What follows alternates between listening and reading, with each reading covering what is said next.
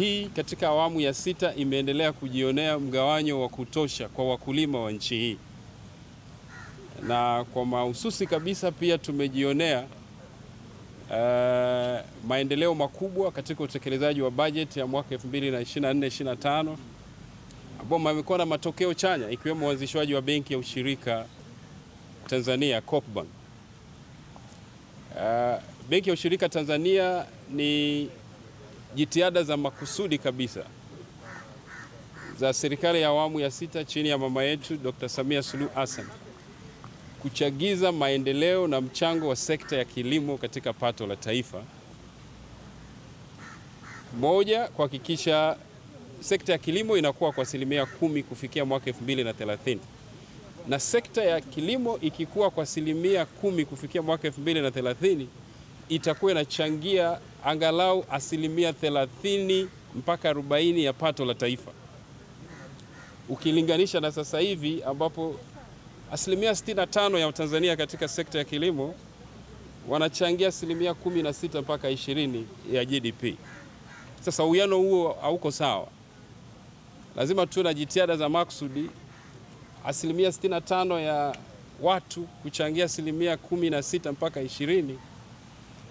Kunahitajika jitihada za makusudi za kuongeza uzalishaji kwenye pato la taifa.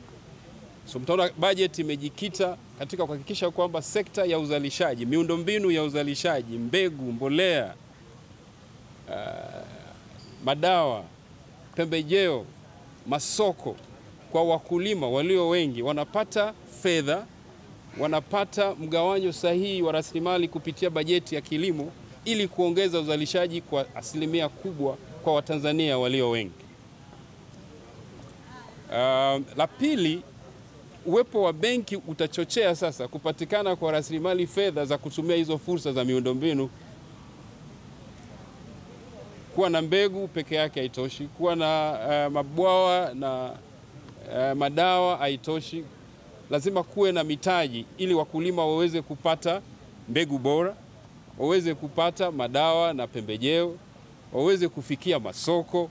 Kwa hivyo benki ya ushirika ni benki ya kimkakati ikishirikiana na benki zingine ikiwemo TIDB kuhakikisha kwamba moja, tunakuwa na mitaji.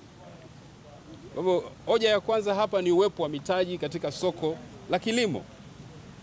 Nchi hii kwa miaka mingi mgawanyo wa rasilimali fedha kwenda kwenye kilimo ni chini ya 10%. Mwaka jana kulikuwa na mtawanyo wa rasilimali fedha kwenye uchumi wa trilioni 37.5. Kati ya trilioni 37.5 ambazo zilitolewa na mabenki yote nchini ni 10% tu ilienda kwenye kilimo. Manake trilioni 3.7. Lakini hiyo ndio sekta yenye watu wengi.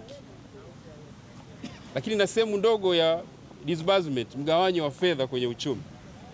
Kwa uwepo wa benki hii ni kutaka kutanua wigo wa kuhakikisha kwamba mgawanyo wa fedha kwenda kwenye mitaji na shughuli za kilimo unaongezeka kutoka 10% na kufikia 30% ifikapo mwaka 2030. Tumedhamiria kwanza kuongeza ujumuishi wa kifedha, kuongeza mtawanyo wa fedha kwenye uchumi. Kwa sasa angalau 38% mikopo iko kwa watu binafsi na watumishi na wafanyabiashara. Benki hii itabadilisha takwimu hizi ifikapo mwaka 2030, tukianza na bajeti ya mwaka huu, kuhakikisha kwamba Watanzania walio wengi wanapata huduma za kibenki, wanapata mikopo, wanapata bima, wanapata mitaji nafuu, na kwa kufanya hivyo wanapata masoko kwa ajili ya mazao na bidhaa wanazozalisha. Sio kwamba tukwahi kuwa na mabenki kwenye nchi hii, wala sio kwamba benki ya ushirika ndio benki pekee. Lakini tunachosema hii ni benki mahususi itakayokuwa na bidhaa na huduma zinazoshabiana au zilizotengenezwa kwa muktadha wa sekta yenyewe, na kwa hivyo kuvutia watu wengi. Gharama ni issue, na benki hii imejikita kuhakikisha kwamba tunapunguza gharama za mitaji katika kilimo.